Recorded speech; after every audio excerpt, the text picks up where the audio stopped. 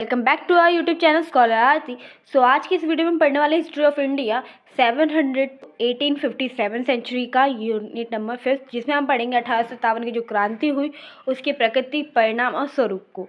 सो ये जो यूनिट है, ये जो सिलेबस है, सब्जेक्ट है, वो बीए प्रोग्राम, एनसीईआरटी रेगुलर और सोल तीनों में ही सेम है।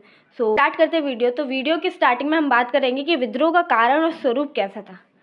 टॉपिक आता है जब भी कोई विद्रोह होता है, कोई युद्ध होता है, तो उसके कारण और स्वरूप को लेकर हमेशा ही प्रश्न पूछा जाता है कि ये किस कारण से हुआ। तो ये जो महान विद्रोह था, जिसे कई जगह महान विद्रोह के नाम से जाना जाता है, कई जगह प्रथम स्वतंत्र संग्राम का नाम भी दिया जाता है, एक राजनीतिक घटना थी जो आग की तरह पूरे मध्य भारत, उत्तर भारत तक कई भागों में फैली। अभी तक ये निश्चित नहीं कह सकते कि स्पष्ट रूप से कि इसमें केवल एक इसका स्वरूप या प्रकृति जो थी केवल चर्बी वाले कारतूस थे या फिर अन्य कोई कारण, ठीक है। लेकिन अगर इस विचारधारा की बात करें तो वीर सावरकर, अशोक मेहता जैसे कई सारे विद्वानों ने इस विद्रोह को राष्ट्रीय स्वतंत्र संग्राम का नाम देकर उसकी प्रतिष्ठा को बढ़ाया। लेकिन मौलाना अब्दुल कलाम आज़ाद इस मत से सहमत नहीं थे। वे लिखते हैं कि विद्वानों ने जो कुछ भी लिखा था वह केवल एक राजनीतिक प्रचार था, इतिहास नहीं। यानी कि कुछ भी प्रूफ नहीं था उनके पास, वो सिर्फ एक राजनीतिक प्रचार कर रहे थे, क्योंकि उस टाइम के अंतर्गत ब्रिटिश शासन के विरुद्ध आक्रोश तो था ही, तो बस उसको बढ़ाने के लिए उन्होंने राष्ट्रीय स्वतंत्र संग्राम का नाम देकर लोगों के अंतर्गत जो जन चेतना होती है उसको बढ़ावा दिया। आगे वे कहते हैं कि हाल में ही हुए जो शोध है, ये बात स्पष्ट ब्रिटिश शासन को उल्टाने के लिए किया गया था, यानी उसे पलटने के लिए किया गया था।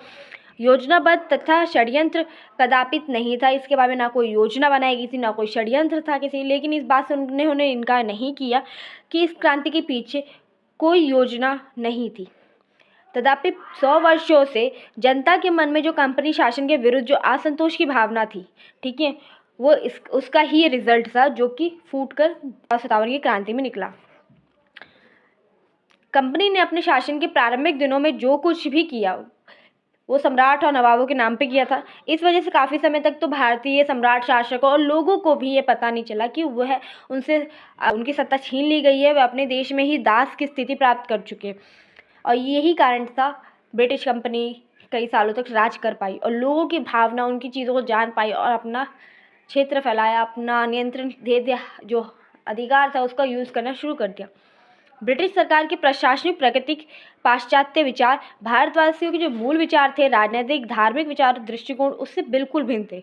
फलतः दोनों के मध्य जो संघर्ष होना था वो तो बहुत स्वाभाविक था, ठीक है। और ये हिंसक विद्रोह निश्चय ही एक गहरी अव्यवस्था की अभिव्यक्ति थी, ठीक है, जिसकी वजह से ये विद्रोह हुआ। विद्रोह का एक विस्फोट मुख्य रूप से कहा जा सकता है। इसके विद्रोह के कई सारे कारण थे, जिसमें राजनीतिक, आर्थिक, सामाजिक, धार्मिक, सैन्य कारण थे। लेकिन चर्बी वाला कारतूस जो था वो केवल एक चिंगारी का काम किया, जिसने लोगों की धार्मिक आस्था जनताओं के बीच में जो था एक चिंगारी के कहते हैं ना कि आग में घी वाला काम किया था उसने। 1857 की क्रांति भारतीय जनता में कई कारणों से उत्पन्न हुई, जिसका कुछ असंतोष का परिणाम था, जो अंग्रेज के विरुद्ध कई वर्षों से की प्रतीक्षा कर रहे थे, जो कि 1857 की क्रांति में उन्हें मिला। अगर हम इसके कारण की बात करें तो कारण में सबसे पहले राजनीतिक कारण की बात करते हैं। राजनीतिक कारण में सबसे प्रमुख कारण है कि ब्रिटिश सरकार की भारतीय रियासतों को समाप्त करने की नीति निश्चित व स्पष्ट थी। लॉर्ड वेलेस्ली द्वारा सहायक संधि के माध्यम से कई सारे भारतीय रियासतों को ब्रिटिश साम्राज्य के अंतर्गत मिला लिया गया, तो कुछ को भारत राज्य में विलय कर लिया गया।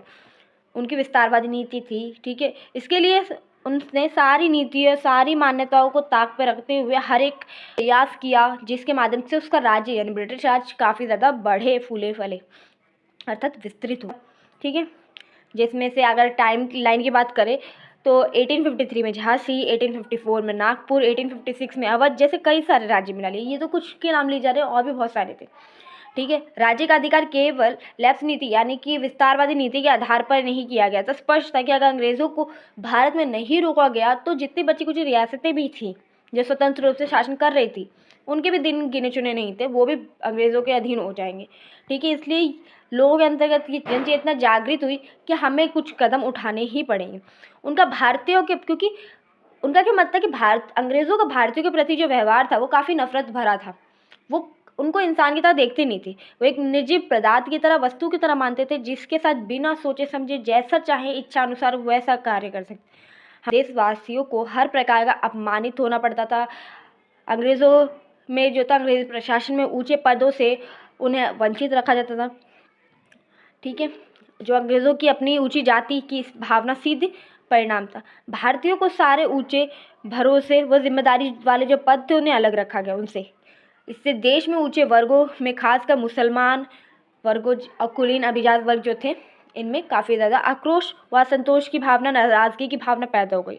इसकी पुष्टि सर अहमद खान की पुस्तक में किया गया है। ठीक है, जिसमें बताया गया है कि विशेषकर अंग्रेज शासन से विशेषकर मुसलमान जो थे असंतोष थे। इसका एक कारण था कि देश के अलग अलग लोग जो ऊंचे पद पर कार्य कर रहे थे, ठीक है, उनसे उनको दूर रखा गया था, क्योंकि मुगल शासन के अधीन मुसलमान कुलीन वर्ग अभिजात वर्गों को काफ़ी अच्छे खासे पद प्राप्त थे, सम्मान प्राप्त था, प्रतिष्ठा आदर था उनका।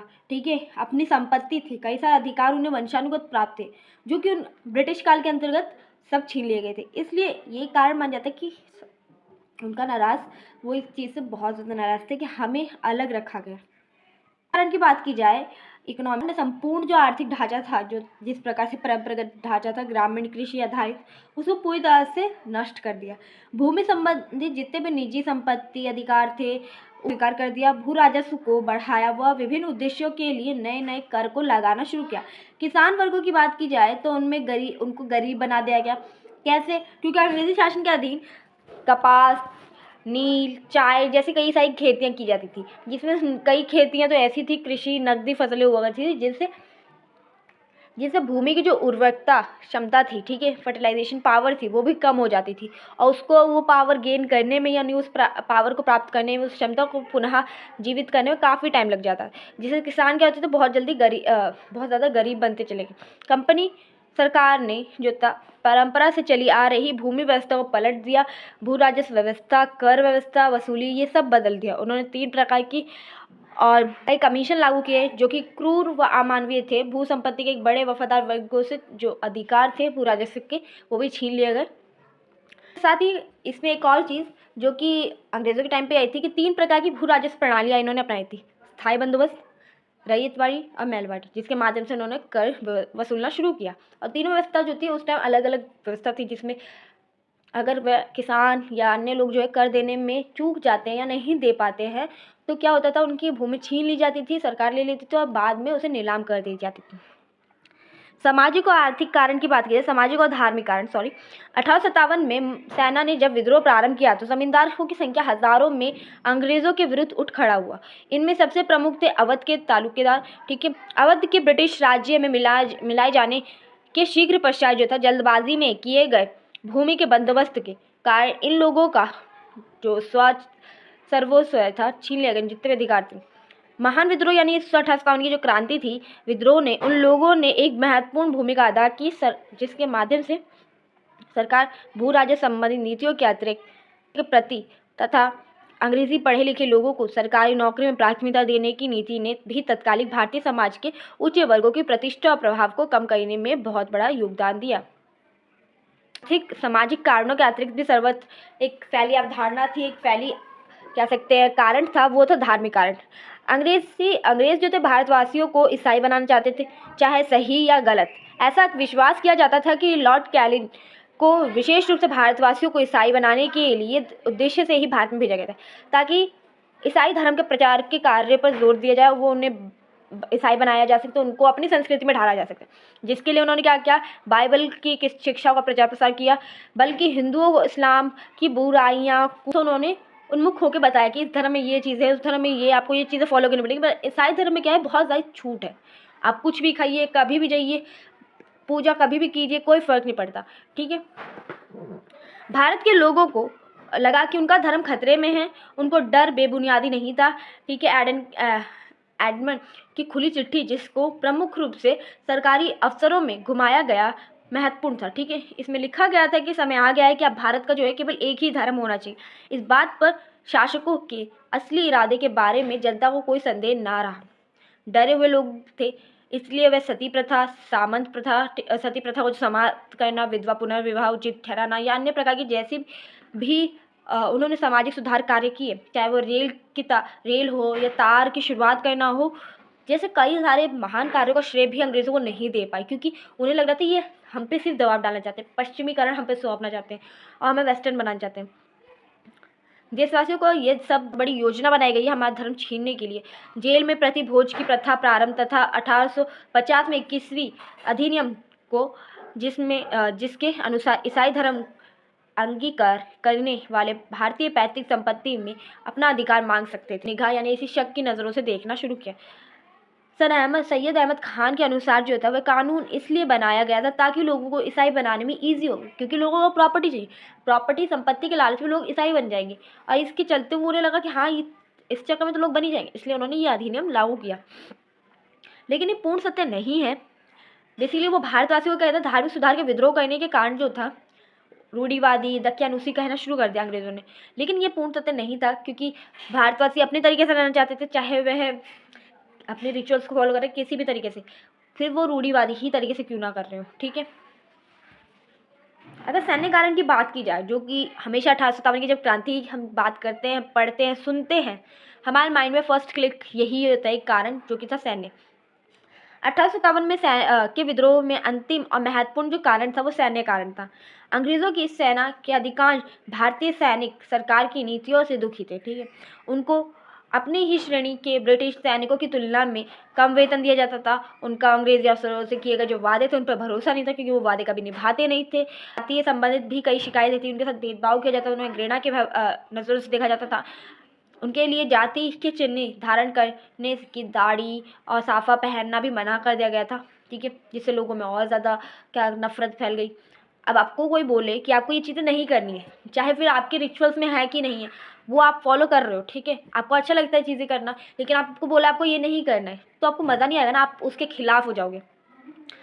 1856 में जनरल का शपथ लेनी पड़ती थी कि जहाँ भी उसे तैनात किया जाएगा वह वहाँ जाएगा। यद्यपि यह नियम नए सैनिकों के लिए लागू किया गया, लेकिन जो सिपाही पहले ही नौकरी कर चुके थे वह अच्छी तरह से जानते थे, उन्हें पता था कि ये अफसर अपनी इच्छा के विपरीत भारत जो सैनिक उन्हें विदेशों में भेजते हैं, ठीक है, समुद्र पार भेजते हैं। और समुद्र पार जाना जो था, हिंदू लोगों का विश्वास था कि समुद्र पार जाना हमारे धर्म के विरुद्ध होगा।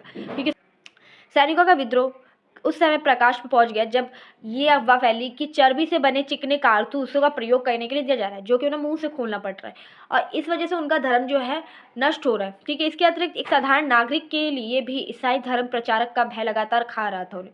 और सैनिकों का जो विद्रोह था धीरे धीरे भारतीय समाज के अंदर और लोगों में फैल गया, और इसलिए जो बेसिकली सैनिक भारतीय समाज का एक अंग थे, तो उनकी समस्या को लोगों ने अपनी समस्या समझते हुए उसका विद्रोह करना शुरू किया। तो ये तो थे कारण। अब बात करते हैं प्रकृति और स्वरूप का। तो 1857 की जो विद्रोह था वास्तविक प्रकृति के बारे में सदा से ही मतभेद रहा है। ठीक है, विद्रोह के अतिरिक्त इसे कुछ और नहीं समझा। वहीं जो था वीर सावरकर और अशोक मेहता जैसे कई सारे विद्वानों ने इसको एक स्वतंत्र संग्राम का नाम दिया। ठीक है, तो अब्दुल कलाम जैसे कई सारे विद्वानों ने इसे केवल एक साजिश या एक कह सकते हैं प्रतिक्रिया के रूप में व्यक्त किया। ठीक है, विल्सन का विश्वास था कि सारे सैनिक छावनियों में एक साथ ही विद्रोह के लिए समयबद्ध निश्चित की जा चुकी थी, लेकिन अपने मत की पुष्टि के लिए उनके पास कोई सबूत ही नहीं थे। इस बारे में दो राय नहीं है कि विद्रोह का प्रारंभ सेना से ही हुआ। ठीक है, लेकिन इसका मतलब ये नहीं है कि विद्रोह केवल सैनिक कारण को लेकर ही हुआ था। मेरठ से विद्रोह दिल्ली से लेते बढ़ते हुए वह बहादुर शाह द्वितीय तब भारत का सम्राट घोषित कर दिया। इस बात का से साफ जाहिर है कि विद्रोह में राजनैतिकता पुष्ट आवश्यक था। ठीक है, या उसका जो भाग था या कह सकते हैं उसमें उसका अंश जरूर था। ठीक है, अंग्रेज़ों ने जातिगत उद्दंडता या जातिगत भेदभाव हो गया, उनका आपत्तिजनक व्यवहार हो गया और मनुष्य के विरुद्ध प्रति व्यवहार जो हो गया, ठीक है, कम वेतन देना, उनके धर्म के खिलाफ या उनके धर्म को में, ठीक है, अन्य जितने भी कारनामे थे उसके विरुद्ध उनके विद्रोह एक प्रचंड भावना पैदा कर दी, नकारात्मक। ठीक है, ये ठीक है कि विद्रोह का प्रारंभ सेना से हुआ, लेकिन अन्य लोगों ने भी इसमें बढ़ाने में एक महत्वपूर्ण भूमिका अदा की थी। ठीक है, हर किसी ने पार्टिसिपेट किया था थोड़ा बहुत। ठीक है, जिसके माध्यम से होता है ना कि लड़ाई खत्म होने वाली होती है, लेकिन कुछ लोग पार्टिसिपेट कर देते हैं, पुश कर देते हैं, अपना योगदान दे देते हैं, जिसके थ्रू जो है लड़ाई खत्म होने की जगह और बढ़ जाती है। सैनिकों की अपनी अपनी शिकायतें तो थी ही, लेकिन साथ में आम जनता धर्म को नष्ट करने, जाति तथा सामाजिक ढांचे को तोड़ने पर तुली हुई थी। जब सैनिक सिपाहियों ने विद्रोह किया तो केवल सिपाही होने के नाते नहीं, बल्कि एक आम नागरिक के प्रतिनिधि होने के नाते भी किया। जब उन लोगों ने विद्रोह किया तो अन्य जनता भी उनके पद चिन्हों पर चली, और कहीं कहीं तो असैन्य लोगों ने पहल भी की। 1857 की क्रांति या विद्रोह में हम राष्ट्रीय आंदोलन के एक सीमित अर्थों में ही मान सकते हैं। यद्यपि विद्रोह के नेता अधिकतर स्वार्थी व अयोग्य थे, लेकिन वे जन समर्थन प्राप्त करने में काफी सफल हुए। इससे विद्रोह का आधार विस्तृत हुआ और राष्ट्रीय विद्रोह एक दूसरे अर्थ में इसलिए भी माना जा सकता है क्योंकि विद्रोह के नेता अपने प्राथमिक उद्देश्य में एक मत थे, यानी अंग्रेजों को भारत से खदेड़ने की सबसे कटिबद्धता थी। ठीक है, इसमें इसको हम एक राष्ट्रीय आंदोलन इसलिए भी मान सकते हैं क्योंकि वह हिंदू मुसलमान का सम्मिलित प्रयास था जिसमें सब एकजुट थे, ना कि कोई अलग था। ठीक है, विद्रोह जो था मुसलमानों के षड्यंत्र का परिणाम था जो अंग्रेजों के साथ मिल गए थे, जिसमें हिंदुओं के असंतोष का फायदा उठाया गया। ठीक है, और वास्तव में इस मत की पुष्टि करता है, ठीक है, कि दोनों मुख्य जाति जो हिंदू मुसलमान जाति थी ने कम से कम इस अवसर पर राष्ट्रीय एकता की भावना का प्रदर्शन किया था। आपको याद होगा कि इन दोनों की बेसिकली दोनों धर्मों में इतनी एकता थी, इतना एकजुट भावना थी भाईचारे की कि अंग्रेजों ने मुसलमानों को 50,000 तक, जो कि उस टाइम बहुत ज़्यादा होता था, की भी रिश्वत दी कि तुम हमारे साथ मिल जाओ, इनको छोड़ दो। ठीक है, इनके बारे में हम बताया इनकी क्या प्लानिंग है वो सब हम ताकि इनके बीच में फूट डाली जा सके, तब भी नहीं कर पाए। वास्तव में हिंदू मुसलमान इस समय इतनी दृढ़ एकता पैदा हो गई कि दोनों में फूट के जितने भी अंग्रेजों के प्रयास थे सब विफल हुए। एक बार जब कि कुछ बहके हुए मुसलमानों ने हिंदुओं के विरुद्ध जो था कार्य करना या जिहाद करने की कोशिश की तो मुगल शासकों सम्राटों ने बड़ी दृढ़ता के साथ, ठीक है, सहधर्मी को चेतावनी दी कि जिहाद केवल एक ही है और वह है अंग्रेजों के विरुद्ध। ठीक है, लेकिन आज राष्ट्रीयता का जो अर्थ हम समझते हैं या जिसके बारे में हम बात करते हैं वो इस अर्थ के बिल्कुल विपरीत है। ठीक है, वो उस टाइम के राष्ट्रवाद के जैसा मान नहीं। हमारे लोग उस समय भारत को एक राष्ट्र राजनीतिक इकाई के रूप में नहीं देखते थे, ना कि या को ठीक प्रकार से समझते नहीं थे। इसलिए उनके हिसाब से जो वो शासन था कि सम्राट आया हमारी रक्षा करेगा, हमारे लिए कल्याण के लिए कार्य करेगा, उनके लिए वो राष्ट्रवाद, परंतु वास्तव में नहीं था आज के टाइम पे, जिसमें जनता स्वयं अपने शासक अपने प्रतिनिधि को चुनती है और जो उसके लिए कार्य करता है। ठीक है, प्रतिनिधियों के माध्यम से सत्ता का उपभोग करती है। इस प्रकार 19वीं शताब्दी को उत्तरार्ध में की गई थी। ठीक है, जिसके माध्यम से ये सारी कॉन्सेप्ट आया था। 1857 की क्रांति विद्रोह का नेतृत्व राजा जमींदार ने अपनी अपनी शक्ति विशेष सुविधाओं को पुनः प्राप्त करने के लिए किया, पुरानी राजनीतिक व्यवस्था की पुनर्स्थापना के लिए किया। इस दृष्टि से इसमें सामंत वर्ग विरोधी विद्रोह भी माना जा सकता है क्योंकि उन लोगों को चाहिए था कि हमें वापस हमारे वो राइट्स मिल जाए। इसलिए इसी विद्रोह की एक नई अन्य विशेषता ये है कि कृषक वर्ग सक्रिय रूप से इसमें भाग लिया था। ठीक है, किसानों ने नई परिस्थितियों का फायदा उठाया, उन्होंने अपने अत्याचारी नए जमींदार निम्न श्रेणी से बदला लेने की चेष्टा की। कई स्थानों पर बनियों के बही खाते तथा सरकारी दफ्तरों में जितने भी कागज थे, ठीक है, उन सब में आग लगा दी गई थी। 1857 में विद्रोह की जो थी मेरठ की छावनी से प्रारंभ होकर दिल्ली उत्तर भारत के कई सारे महत्वपूर्ण क्षेत्रों तक फैल गई थी। आवश्यक ही अपनी मनमानी करने तथा ब्रिटिश प्रशासन में ने अपने को बहुत बड़ा समझकर अन्य भारतीयों में क्रोध की भावना पैदा की।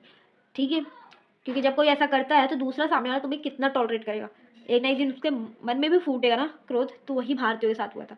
कई अंग्रेजों ने जातिगत कई उद्दंड की जो कि जिस ऐसी भावना दिखाई जो कि भारत में लंबे इतिहास में यहाँ आने वाली किसी जाति में नहीं दिखाई गई थी।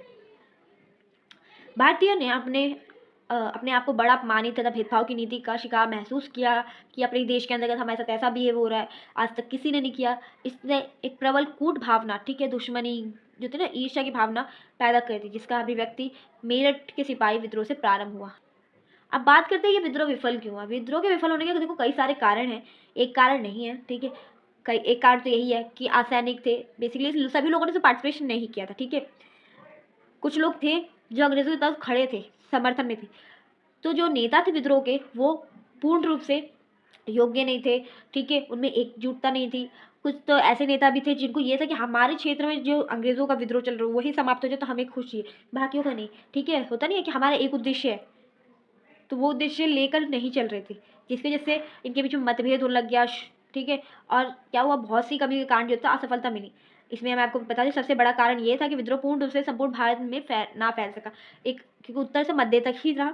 ठीक है, बंगाल, अवध, छावनी ये सब तक, जिससे पूरे 1/4 भाग भी इसमें पूरी तरह से नहीं शामिल हुआ। ठीक है, और विद्रोह में कोई नहीं भारतीय बुद्धिजीवी वर्ग जिस पर पाश्चात्य सभ्यता की छाप पड़ गई थी, साधारणतः अंग्रेजों का प्रबल समर्थक थे। ठीक है, जिन्हें अंग्रेजी सभ्यता, पाश्चात्य कारण या संस्कृति पसंद आने लगी थी वो इनका समर्थन करने लग रहे थे। उसने विद्रोहियों को कोई भी समर्थन नहीं दिया, क्योंकि उनकी दृष्टि में विद्रोही के विचार प्रतिक्रियावादी थे, ठीक है, उनकी उन्नति में रुकावट डालने वाले, जो कि उनको आगे बढ़ने से रोकते हैं। व्यापारी वर्ग में अंग्रेजों को खुलकर समर्थन किया गया, फिर भी क्योंकि अंग्रेजों ने क्या किया था, भारतीय के विदेशों तक व्यापार बढ़ाया था, जो कि बहुत इंपॉर्टेंट था, ठीक है, इसलिए व्यापारी वर्ग ने अंग्रेजों का खुल के समर्थन किया था और इस विद्रोह में वो शामिल नहीं हुए थे। फिर भी यह मानना सही ना होगा कि भारतीय फौज ने भारत में सब जगह विद्रोह किया। इस समय कलकत्ता, मुंबई, मद्रास 3 प्रेसिडेंसी में अपनी अलग अलग फौजी व्यवस्था थी, ठीक है, फौज व्यवस्था थी। बंगाल में सिपाही ने केवल एकमात्र विद्रोह किया। मुंबई, मद्रास, कलकत्ता के भारतीय सिपाही कंपनी की प्रति वफादार बने रहे। दूसरा सबसे अधिक महत्वपूर्ण कारण था, जिसमें अंग्रेजों को शक्ति ही थी, यह था कि वही संख्या में भारतीय नरेश यानी कि भारतीय सम्राट इस विद्रोह के प्रति उदासीन रहे। यदि वे विद्रोहियों की सहायता करते तो ब्रिटिश जो सत्ता थी या सरकार का तख्ता था, निश्चित ही उलट जाता। दुर्भाग्यवश जितने भी भारतीय सम्राट थे, ठीक है, जैसे निजाम हो गया, सिंध हो गया, होलकर हो गया, ने अपने भारतीय वासियों के विरुद्ध कंपनी का वास्तविक सक्रिय सहायता भी दी। सारे बेसिकली ने समर्थन किया, जिसकी वजह से विद्रोह नहीं रुक पाया। कई आपस में ईर्ष्या, कपट, नीति बहुत भारतीयों को हार के लिए जिम्मेदार थी, क्योंकि सब लोग आपस में ही ईर्ष्या एक दूसरे से करते थे, कपट था, कोई एक दूसरे को प्लानिंग नहीं बताता था, एक दूसरे से जलते थे, ठीक है, ये चीज़ें थी। So this is your whole unit number 5, ठीक है, जिसमें हमने पढ़ा कारण क्या था। इसके सब वीडियो अच्छी लगे तो लाइक करें, शेयर करें एंड सब्सक्राइब करना ना भूलें। और एक चीज़ और, किस यूनिट से क्वेश्चन कैसे आएंगे, तो 1857 की क्रांति का कारण क्या था, परिणाम क्या हुआ, अथवा उसका स्वरूप क्या था, ठीक है। या तो इसमें नोट्स तो नहीं बनेंगे, लॉन्ग क्वेश्चन ही बनेगा आपका, ठीक है। तो मिलते हैं नेक्स्ट वीडियो में, टिल देन टेक केयर।